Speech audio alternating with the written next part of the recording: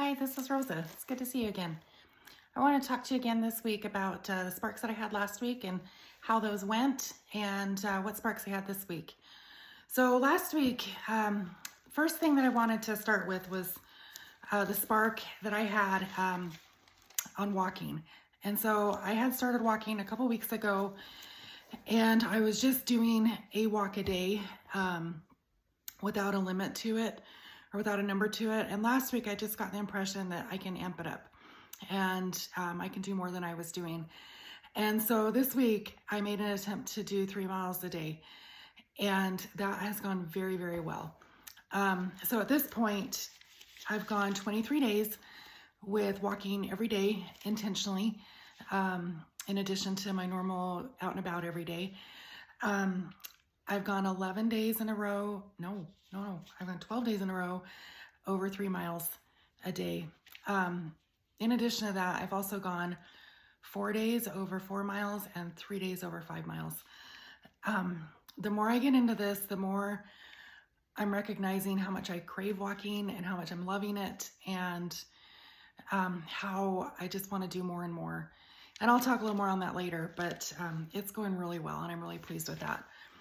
The next spark that I had was I needed to figure out my shoe situation, go through my closet, see what I had, see what I need to get in order to progress.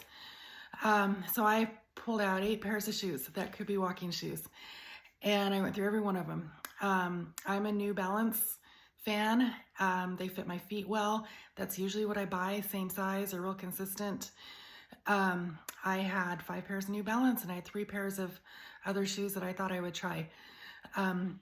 None of the other shoes are working out for me as well as I wanted them to. I have a pair of Merrells that are like barefoot feet shoes. Those are not for me.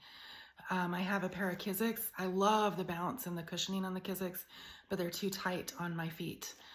I have a pair of Hoka's. I really had high hopes for those, and they just are just too heavy and clunky for me. But out of my New Balance shoes that I found, several of them are close to worn out.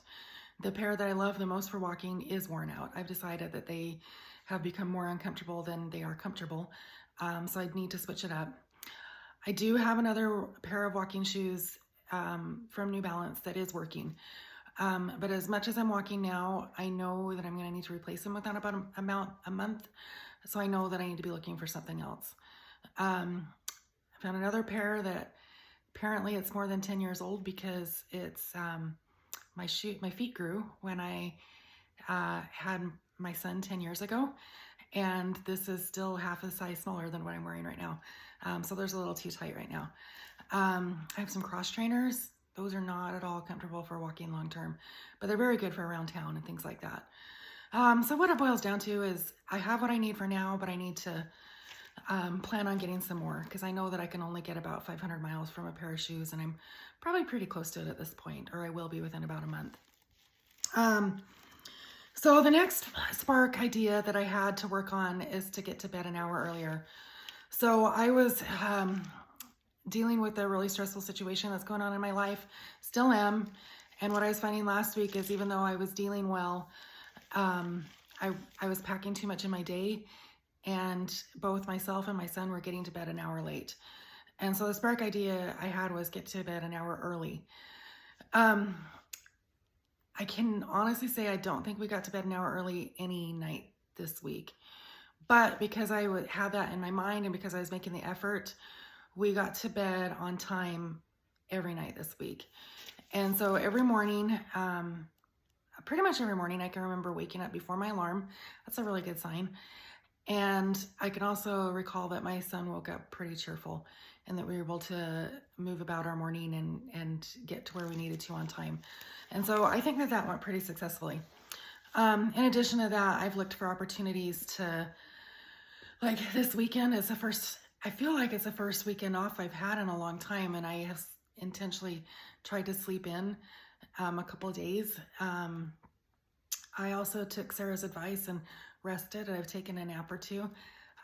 Naps are not my thing. I normally don't do well with them, but it's been kind of refreshing just to take an hour and rest.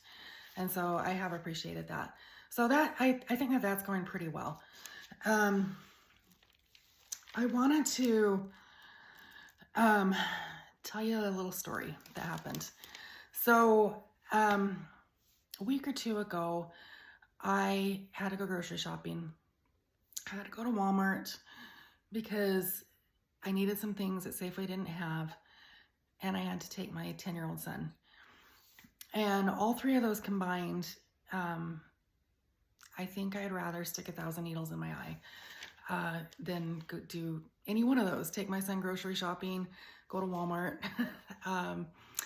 And so that was just kind of a rough experience. And when we're in Walmart, my son found a box of kiwis, a golden kiwis, and he begged me for them.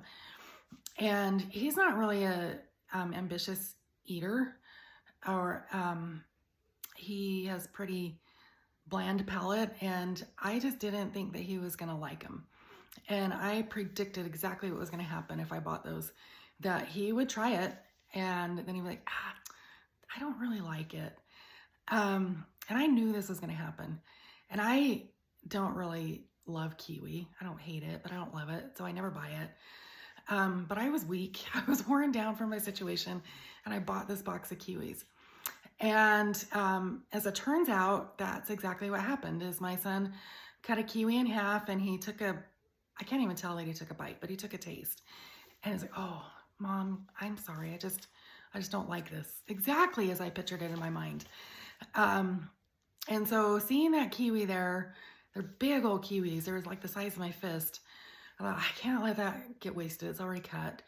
And so I ate it, and it wasn't that bad. Another thing, it's kind of funny, he said that they tasted like tomatoes. And I never would have thought to call kiwis tomatoes or taste like tomatoes, but he's right. Those kiwis kind of did taste like tomatoes. And I happen to love tomatoes, but he doesn't. So that really turned him off to it. But anyway, so here I am stuck with a box of kiwis. And come to the next week, and I'm behind in life, and I don't have watermelon cut up, and that's normally what I eat for breakfast is watermelon with cottage cheese and 2 slices of homemade whole wheat bread with peanut butter. That's a breakfast that I love, that tastes delicious to me, and it makes me feel good. And so that's what I've opted for breakfast the last couple months, and I'm really happy with that. So here I am without watermelon, and it was a rush in the morning, and this is Percy. You see his tail. You might see him. So rush in the morning, and I grabbed a kiwi because I didn't have watermelon. So I ate it for breakfast that morning, and it wasn't bad. And so the next morning, I grabbed another one. And this time I thought, you know what? I'm going to try it with cottage cheese. And so I scooped out my kiwi and put it in a bowl with cottage cheese, and I started to eat it. And I just didn't love it. And the more I started to eat it, the more I thought, this is terrible. It tastes really bad. And I didn't like it at all. And I thought, what am I doing to myself, trying to make myself eat this? And I just threw it away. Super glad. Okay, same day, a couple hours later, I go to eat my lunch. And this was a meal prepped lunch, rice, veggies, and meat. Well, I didn't realize it at the time, but apparently I pulled out a meal that was probably been in my freezer a little while. And once I heated up and started eating it, it just didn't taste good. The meat tasted a little bit older than I wished it did. I will say I have an iron stomach, so I was not at all worried about getting sick. But I was eating around, like I was eating the veggies and I was eating the rice and trying to ignore the meat. And I just stopped myself and thought, what am I doing? Why am I eating something that doesn't even taste good to me? And so I just stopped and I threw it away. So same day I threw away both my meals. I did eat. I did want to share that. I did have food to eat. But I just have thought a lot about that since then. I've thought a lot about what that meant and how different that was from prior experiences. And so I didn't know that I would ever talk about this, and I didn't really ever plan to. But it just seems like the right timing, so I'll throw it in there. But I have lost weight before on really prescriptive programs, and I was very, very successful at it. Last time I tried a program to lose weight, I lost 93 pounds in a very short amount of time. I was very, very happy with the results, of course. However, it didn't sustain. But there's more that I want to talk about on that. Not just the sustainability, but how I felt while I was doing that and what I think it left in my mind since then. So the food that I ate on this prescriptive journey was not food that I thought was delicious. It was something that I knew would get me to my result. And I just didn't love it. And my husband and I did the same thing. And what we found, we would crave watching Food Network. And we would just watch it whenever we could. Like if we had any downtime, that's what we watched, is Food Network. It just felt like that was something that we could eat someday, was just this really delicious food. And it's like we were living through them, through what was being consumed on these shows that looked so delicious. And there's Percy helping again. And I just felt like someday we'll get there, someday. And so looking back at that, we've thought about doing that multiple times since, because 93 pounds that was a lot, and it was really successful, but I just could never make myself do it again. And as I've looked back at it in hindsight, I don't ever want to do that again. My goal in life right now is to eat nutritious food that tastes delicious. And that's the journey I'm on now. I eat what I want to. I can 100% honestly say that I eat what I want to. I do try to eat produce. And once I get my produce in that I'm trying to get in, I leave it wide open to what else I want to eat. I do eat ice cream. I do eat pizza. I eat things that I want to eat. But I also don't want as much of it as I might have wanted in the past. I really do have a lot stronger desire to eat food that's healthy and that is sustainable to me. But it's just been really interesting to me to see that, to look back at that and think about the past and the way I looked at food then and the way I'm trying to look at food now, and how appreciative I am to be at the state that I am now. So I wanted to talk a little bit about, I'm going to go a little bit back to, no, okay. I'm going to talk a little bit about a doctor's appointment I had a couple weeks ago, because it kind of relates to this. So I went and saw my cardiologist, and we had a conversation about what I was doing to actively lose weight and the progress that I was making. And I told him what my goals were for food and what my goals were for exercise. And I told him how fast I had lost weight. And I got nothing but praise. I was just so overjoyed to get that kind of feedback. And on my paperwork, as I was leaving, I was reading the paperwork, and normally paperwork as I exit a doctor's appointment doesn't look like this, but in the notes it said, "Great work, keep it up, we're so proud of you." It was along those lines. But it reminded me of a doctor's appointment that I had about 5 years ago when I had lost a lot of weight, and same doctor's office. And I remember talking to my cardiologist, and she says, "I'm super proud of you. Great job. I am worried about sustainability." And at the time I thought, oh, I've got this. And I wasn't to the point where I was completely sick of prescriptive food yet. but I certainly got there. And I certainly reached a point where I was relying on willpower.